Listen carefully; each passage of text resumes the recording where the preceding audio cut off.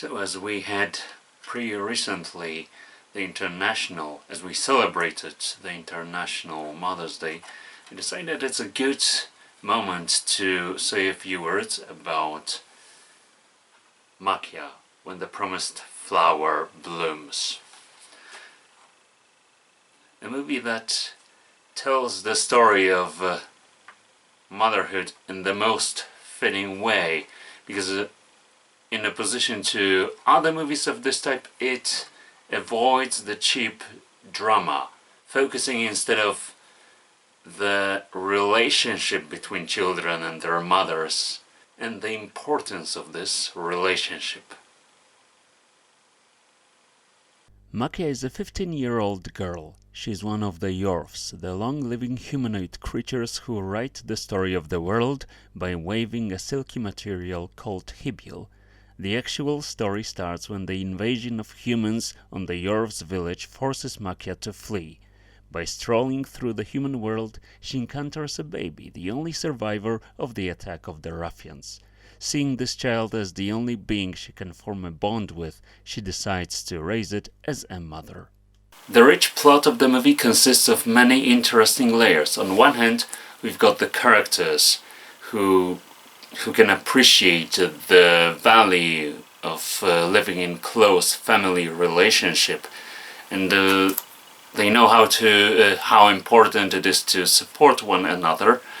And on the other hand, we've got those characters who are devoid of such closeness. The movie underlines the necessity of being raised in a family, because only in such structure we can appreciate the value of life and the most important rules governing the world, like the subject of death. Death is unavoidable, and by looking for any ways to avoid it is just unnatural. The world of the movie is presented in an interesting way. The peacefulness of the rural life contrasts with the industrial layout, which is perfectly reflected by the visuals. Together with the progress of the story, the peaceful layouts are replaced by the designs of much more toned-down color palette. The changes of the layout symbolize the passage of time. Rural life is becoming the thing of the past, replaced by the urbanization and industrialization. What was calm and peaceful steps aside for the sake of power and violence. Not to mention that the trio of main characters have been violently torn away from their homeland. The story puts the characters in the midst of it all, showing the value of the family closeness, as the ones supporting each other go through all the obstacles without any scars, whereas the others reach their psychological bottom and become determined to fight for everything they lost.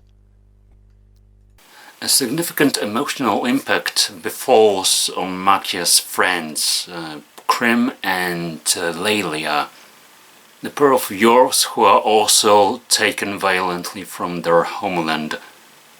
Their threat, resembling the Shakespearean Romeo and Juliet, is violently stopped, which has a rather negative impact on what happens next to them. That especially concerns Lelia, who is forced to marry a royal prince and give birth to the heir. However, as this society is structured in the patriarchal way, she is isolated from her child and treated just as a tool. We see how the careless happiness is replaced with desperation and depression. There is a lot of scenes of full emotional charge.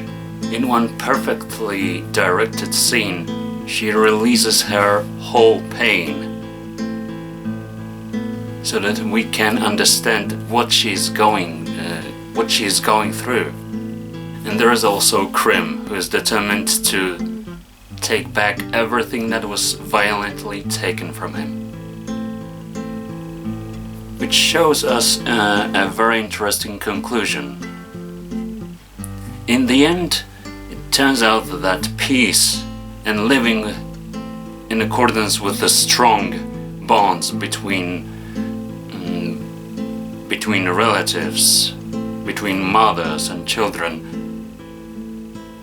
can lead to long and peaceful life, whereas greed and stupidity lead to bloodshed. And this is what the movie shows us at the end, through the climactic battle between different kingdoms. But in the end, there is always life that prevails.